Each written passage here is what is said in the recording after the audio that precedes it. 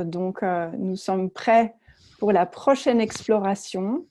J'ai le grand plaisir de recevoir le professeur Lorenz Baumer et Patricia Birchler qui vont de la Faculté des Lettres, qui vont nous parler de l'archéologie classique, une science du futur, point d'interrogation. Voilà, je dis l'essentiel. Merci beaucoup. Je vous donne la parole, professeur Baumer. Oui, merci beaucoup et bienvenue à toutes et à tous pour assister à cette exploration. Et si c'est une exploration, c'est exactement ça que je vais essayer de vous montrer aussi par la suite. Dans le contexte de ce programme de formation continue en archéologie classique, dont vous pourrez sur le site, dans le chat de ces portes ouvertes, aussi récupérer le programme et toutes les informations nécessaires. En même temps, le sujet de cette petite présentation pourrait éventuellement étonner les uns ou les autres, évidemment, parce que certainement, quand on pense à l'archéologie classique, on ne pense pas tout premièrement au futur, plutôt tout au contraire. Mais comme vous verrez, je l'espère par la suite, il y a quand même des éléments qui peuvent ouvrir quelques portes. En effet, quand on pense à l'archéologie, il y a toujours deux images qui reviennent très rapidement. Une, c'est l'archéologue aventurier, chasseur de trésors, à la manière d'Indiana Jones, ici dans son dernier film qu'il avait produit. Et l'autre, c'est l'archéologue fouilleur qui gratte avec le pinceau et la truelle quelque part dans la poussière. Donc, ce qui souligne cette image parfois éventuellement un peu poussiéreuse de l'archéologie classique. Et on ne sait pas trop ce qu'ils en font. Donc aussi, l'idée de ce programme de formation continue, c'est de vous donner quelques bases. Si jamais vous vous intéressez à suivre ce programme, vous verrez dans vos familles et dans le cercle de vos amis très vite confrontés à trois questions qui viennent très rapidement. La première va porter sur les dinosaures, la deuxième sur les villages lacustres quand vous êtes ici en Suisse, et la troisième sur les momies égyptiennes, ici avec l'image de Toutankhamon. Malheureusement, ce n'est pas ça que nous faisons. L'archéologie classique, un champ de bataille, pour le dire ainsi, qui est quand même assez vaste, que je vous illustre ici sur ces cartes, parce que nos champs d'études comprend l'ensemble de la Méditerranée, avec les régions avoisinantes, c'est-à-dire toutes les régions qui ont été tout premièrement occupées ou influencées par la culture grecque et romaine. Juste pour vous illustrer cela avec une seule image, voici d'une manière assez aléatoire quelques-uns des monuments que vous connaissez éventuellement de vos propres voyages, qui peuvent vous illustrer un peu pourquoi cette étendue il est choisi. Évidemment, vous avez l'Acropole d'Athènes, vous avez le Colisée à Rome et vous avez Pompéi, dont vous avez pu voir sur la RTS il y a juste quelques jours un magnifique documentaire. Mais nous avons aussi la culture grecque en Sicile. Nous avons les magnifiques sites romains en Afrique du Nord, peu visibles mais importants, Alexandrie, ou soit, ce qui est un peu tombé dans l'oubli suite à ces destructions forcées il y a quelques années, le site de Palmyre dans le désert syrien, et enfin en Asie mineure, il y aurait toute une série de sites très fameux. Cela peut vous illustrer déjà très rapidement pourquoi la Méditerranée et les régions avoisinantes qui nous intéressent. Cela montre aussi que nous avons affaire avec une région qui est assez vaste, donc il faut bien aimer voyager, ce qui est actuellement un peu difficile, mais espérons que ça va changer dans un futur pas trop lointain de nouveau. Et il faut s'intéresser aux gens et aux peuples même d'aujourd'hui. L'archéologie classique, par contre, d'autres domaines des sciences de l'Antiquité s'occupent en effet des vestiges matériels. Cela comprend l'architecture, mais en effet aussi tout ce qu'on peut toucher littéralement, tout ce qui est matériel. Donc ici, une sélection assez aléatoire des statuettes en bronze du 8e siècle avant Jésus-Christ, de la céramique soit décorée, soit peinte, des sculptures en terre cuite, en bronze, en marbre, des monnaies, des peintures, de la vaisselle en argent, littéralement tout ce qui existe au niveau matériel. Donc, par principe, une chose absolument impossible, un vaste domaine, toute la Méditerranée, et une vaste étendue de matériaux que nous devons étudier.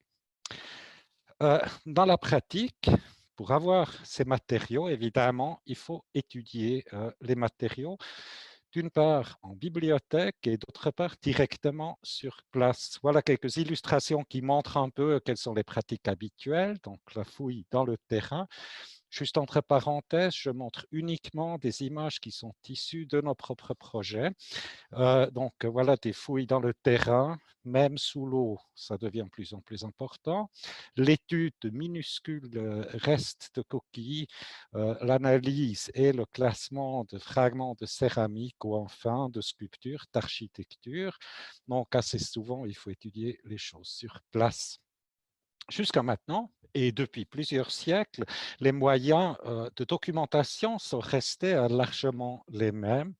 Comme vous le voyez ici sur l'écran, donc nous avons établi des plans de fouilles très précis, à pierre, comme on l'appelle, hein, avec où vous documentez chaque petit fragment de pierre qui a été trouvé. La céramique, les fragments et les pièces entières ont été dessinés dans le profil ou dans la vue d'en face, et on s'est servi depuis maintenant plus qu'un siècle de la photographie des petits objets, aussi bien des amphores, soit de la sculpture. Donc jusqu'à maintenant aussi, il y a peu de temps, nous avons travaillé surtout avec ces moyens de documentation.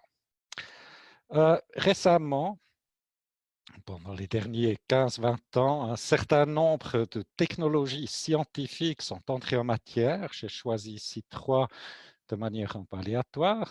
Une, c'est les identifications scientifiques, par exemple des marbres, ou soit de la céramique, l'analyse des isotopes des bronzes, soit en bas, ça c'était un sarcophage que nous avons exposé à Genève, l'utilisation de la lumière ultraviolette pour faire apparaître des restes de couleurs qui ne sont plus visibles sur les pièces parce qu'elles ont disparu. Ou enfin, autre exemple, une photographie X-ray radio qui permet à identifier les joints ou de mieux comprendre comment ces pièces ont été faites. Toutes ces analyses nous ont permis et nous permettent d'avoir une connaissance plus précise et plus scientifique des pièces. Donc là, nous gagnons, à part de l'analyse traditionnelle des pièces, des informations supplémentaires qui nous permettent à mieux comprendre les choses. Mais il y a des technologies qui sont intervenues et qui deviennent de plus en plus du standard, qui nous permettent de rendre visibles même ceux que vous ne voyez pas. Donc, on peut appeler cela presque l'archéologie de l'invisible ou l'archéologie non invasive, comme on l'appelle, par exemple par des moyens de géophysique qui nous permet de regarder dans le sol et là on voit apparaître par exemple des murs qui en surface ne sont pas visibles. Et ça c'est un projet qu'on a réalisé il y a quelques années et les recherches continuent avec par exemple des side scans sonars, des analyses et des documentations du sol maritime, du sol marin et même en dessous du sol rendre visibles les structures toujours pour comprendre ces lieux dont on n'a pas nécessairement accès. Donc, nous avons vécu ces dernières années de grands progrès. À gauche, une autre illustration qui montre cet apport de la technologie en archéologie. Ça s'appelle IDIC, c'est un système de documentation qui est utilisé dans les fouilles suisses à Érythrée, où on documente en effet directement sur le site pendant les fouilles les découvertes archéologiques par un moyen informatisé, ce qui permet aussi un échange plus rapide et plus cohérent. À droite, ça c'est un tout petit peu de la musique du futur, aussi les fouilles subaquatiques qui sont soumis à des contraintes aussi physiologiques pour les plongeurs. C'est un instrument qui est développé en collaboration avec une société horlogère en Suisse. Et c'est en effet un robot de détection et de documentation et enfin de fouilles ponctuelles subaquatiques, donc qui permettra de travailler sous l'eau, même sans la présence directe d'un plongeur. Donc, l'archéologie a toujours eu cette affinité à la technologie. On pourrait aussi citer les détecteurs à métaux inventés pour découvrir des mines, mais en effet utilisé pour la première fois par les archéologues et pas par les militaires. Donc nous employons toutes les technologies possibles. Et dans ce contexte, nous vivons depuis peu de temps une véritable, j'ose dire, révolution qui nous ouvre le regard très facilement d'une toute autre perspective. Ce sont les drones.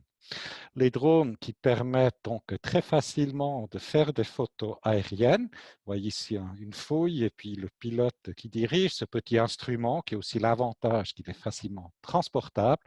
Et à droite, une image d'un site archéologique de temple en Arménie qui a été documenté pour la toute première fois dans une photo verticale, ce qui nous permet, même sans avoir accès à des plans, de documenter ce site, de comprendre l'organisation de ce site grâce à ces photographies verticales. Mais il y a un autre élément qui intervient avec les drones. Et là, je vous donne l'exemple d'une fouille que nous avons effectuée en Arménie. Et maintenant, il me faut changer l'écran pour vous faire la démonstration. Donc, essayons à voir si ça marche. Voilà. Et parce que les images de drone nous permettent de voir pas seulement le site en vue verticale, mais en effet d'établir, comme vous le voyez ici sur cette image, des modèles trois-dimensionnels. Cela a le grand avantage, on peut aussi s'approcher, que vous avez une compréhension beaucoup plus différenciée de ce site. Vous voyez là un petit escalier, un grand bassin, avec au milieu, si je remonte un peu, ici, un bloc qui est tombé dans un trou. Vous voyez aussi, quand la documentation est bien faite, la stratigraphie, donc la structure des couches dans la Terre. Et ainsi, nous avons une compréhension qui est beaucoup plus différenciée. Et vous voyez aussi le grand avantage, vous documentez cela pendant la fouille, mais vous avez un accès plus tard encore pour vérifier des détails directement sur ce site. Ici, je ne peux pas le documenter en tous les détails. Vous voyez, c'est une structure extrêmement compliquée dans le cadre de nos fouilles. Mais il n'y a pas seulement pour les fouilles où cela est d'une certaine importance, c'est surtout aussi, je parle de ça parce que c'est un peu mon dada, c'est-à-dire la sculpture, c'est aussi dans le domaine de la sculpture. Jusqu'à maintenant, nous avons dû documenter chaque statue avec autant de photographies possibles, ce qui est souvent soumis aussi à des difficultés de lumière, mais avec la photographie 3D, nous pouvons quasiment prendre avec nous la sculpture à la maison et puis l'étudier dans toutes les perspectives souhaitées en supprimant aussi les problèmes de la lumière. Je vous montre ici donc un des moulages de la collection des moulages de l'Université de Genève que nous avons commencé à documenter de cette façon en collaboration avec l'Université de Indiana aux États-Unis, qui sont les meilleurs spécialistes. Et là, vous voyez la magnifique tête de la res Borges, comme on pourrait la voir dans notre collection. Grand avantage maintenant, ce qui intervient, je peux me tourner autour, je peux l'étudier sous différents aspects parce qu'en effet la statue est d'une certaine hauteur et donc il faut la regarder d'en bas pour mieux comprendre ce qui en est. Et puis vous pouvez observer sur le moulage même des détails dont on ne fait jamais attention. Pour vous donner l'exemple, je peux m'approcher très grandement et là vous voyez même que l'iris en effet est indiqué sur cette statue. Pour vous donner une autre idée, pour documenter une pièce pareille, c'est toujours un peu compliqué parce que vous pouvez voir que le casque, il est d'une façon ou de l'autre un tout petit peu décoré. Mais qu'est-ce qu'il y a là-dessus? Si vous avez des photos, je devrais vous montrer maintenant de nombreuses photos. Là, vous voyez apparaître un drôle d'animal hein, qui se trouve sur le casque.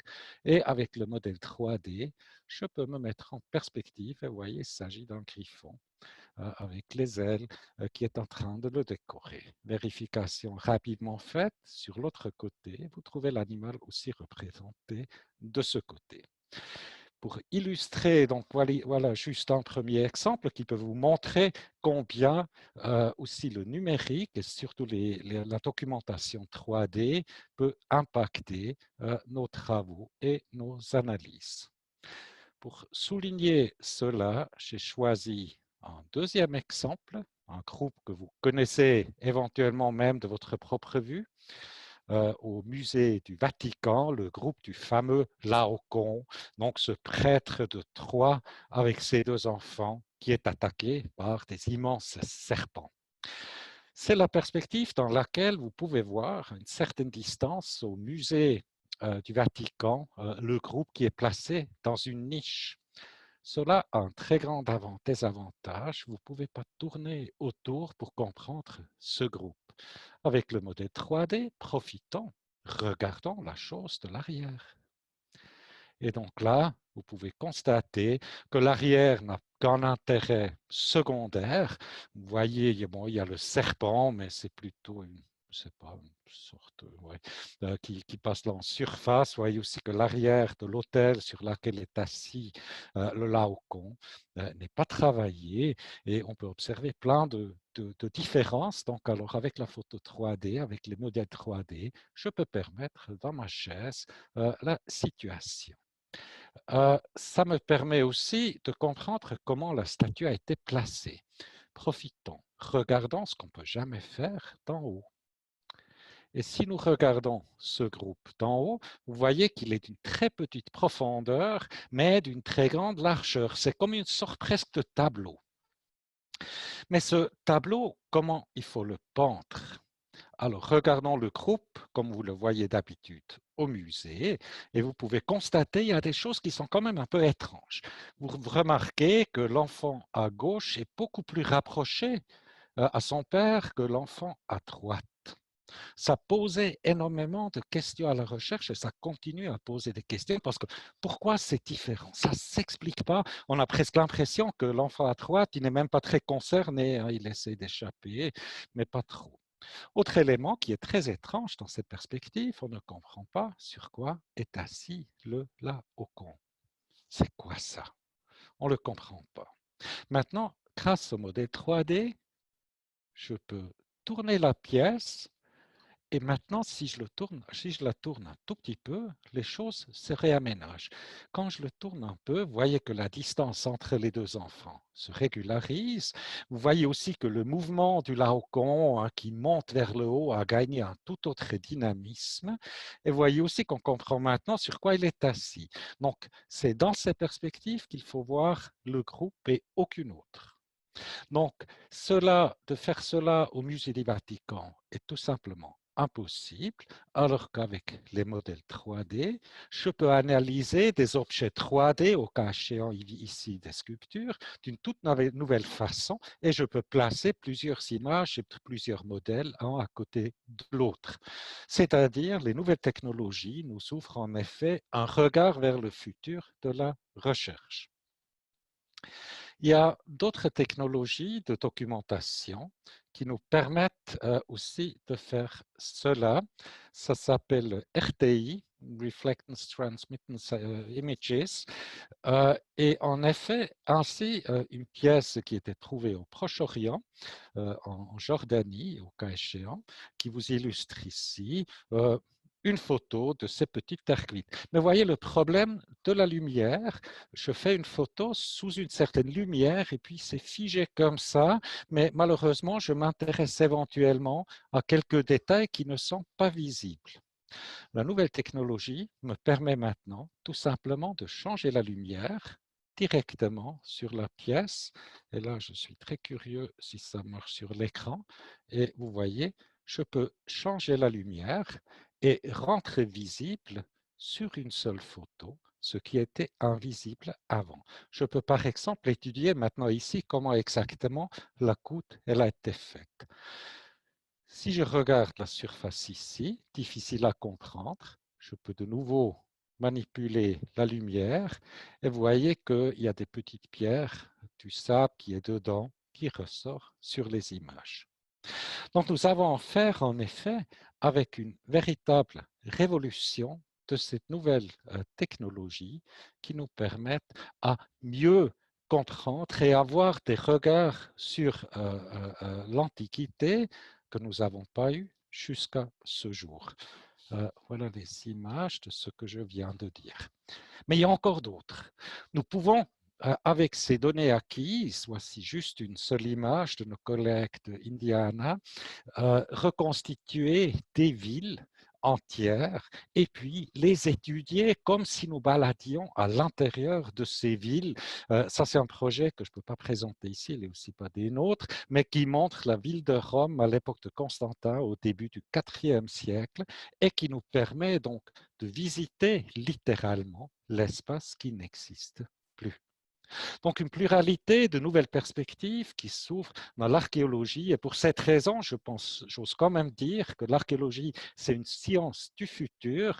On garde les anciennes technologies, on garde les anciennes approches, mais en même temps, on rajoute avec ces nouvelles technologies des nouveaux outils d'analyse qui vont beaucoup plus loin que les analyses scientifiques qui ont été introduites pendant ces dernières années.